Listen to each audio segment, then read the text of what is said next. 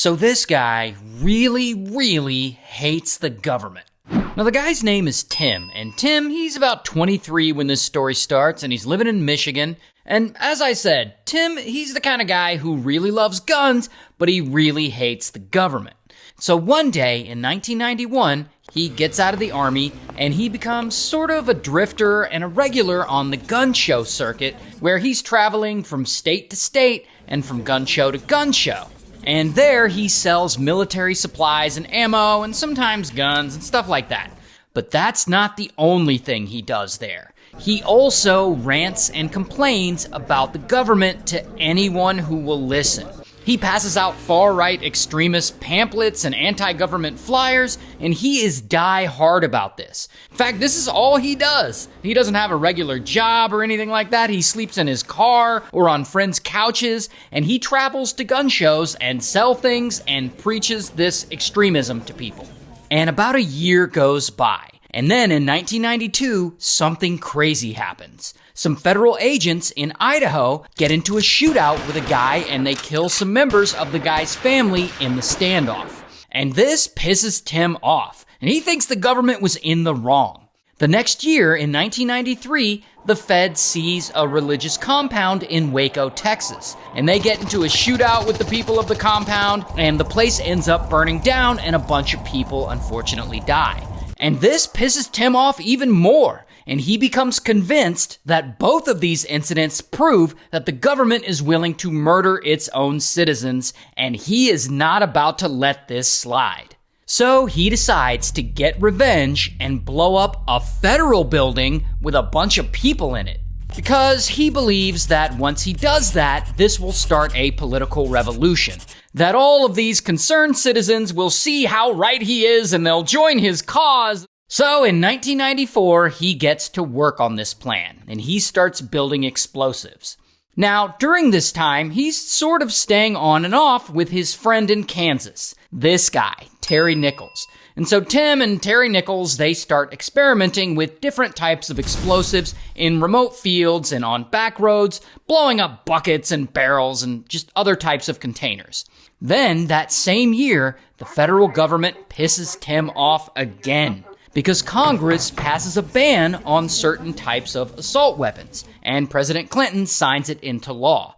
And Tim loses his mind over this. He sees this as confirmation that the government is going to come and take his guns away, and he is not about to let that happen. And so this motivates him to move on to the next phase of his plan, choosing a target to bomb.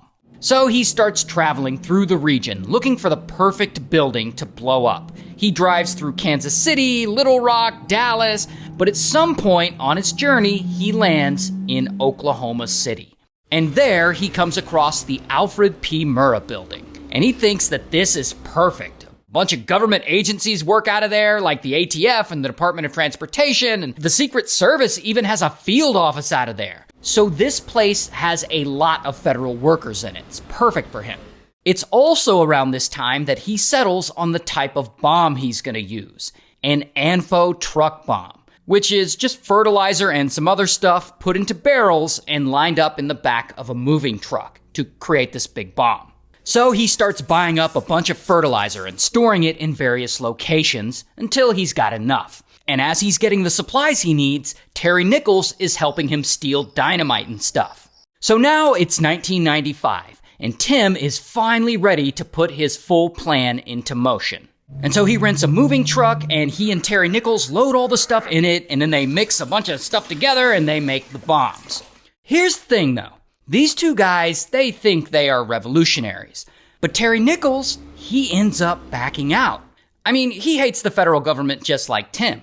But at the end of it all, he just can't bring himself to murder that many people. Plus, he doesn't want to get caught.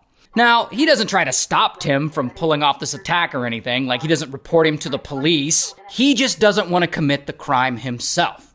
So then, Tim gets in the moving truck, and he drives from Kansas down to Oklahoma, and he parks in Ponca City, and he sleeps in the truck. Early the next morning, he drives this truck all the way to Oklahoma City to the Alfred P. Murrah Federal Building, and he parks it out front. Then he lights the fuse that's supposed to set off the bomb, and he calmly walks away. And he walks like 7 to 8 blocks toward a getaway car that he had parked. And then suddenly, kaboom! The moving truck explodes. And this explosion is so big that it can be felt for miles. I mean, it immediately shatters windows across a 20-block radius, and dark smoke fills the area, and everyone feels the ground shake, and they're like, what was that? And the Murrah building, Tim's target, collapses almost instantly. Floors pancake downward onto one another, and this leaves a large void where offices had once been.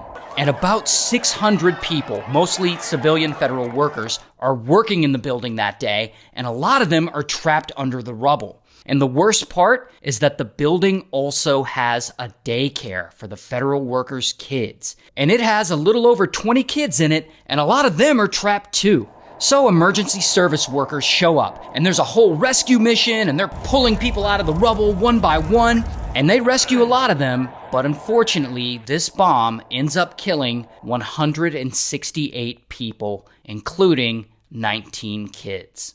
Meanwhile, Tim makes it to his getaway car, and he gets in real calm, and he drives away. And he merges onto the highway, and he blends in with the rest of traffic, and no one suspects he did anything wrong. I mean, everyone is too focused on the chaos of the bombing right now. So he keeps driving north, and about an hour and 20 minutes pass. And suddenly, woo, he sees flashing blue lights behind him. He's being pulled over.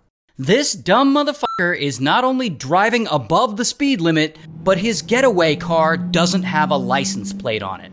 So this highway patrolman pulls him over and he makes him get out of the car, and the two men, they're standing in between both their cars, and the officer notices that he's got a bulge in his jacket. So he asks him if he's got a weapon, and Tim actually says he does. So the officer detains him, and he searches him, and he finds that he has a gun on him.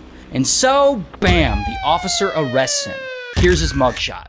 Meanwhile, back in Oklahoma City, police and the feds, they're investigating the bomb site, and they find a blown-up axle of the moving truck Tim used. And it's still got the vehicle identification number on it, and this is a truck that Tim had rented. So they talk to the clerk at the rental agency, and they're able to get a composite sketch of the guy who rented the truck, aka Tim.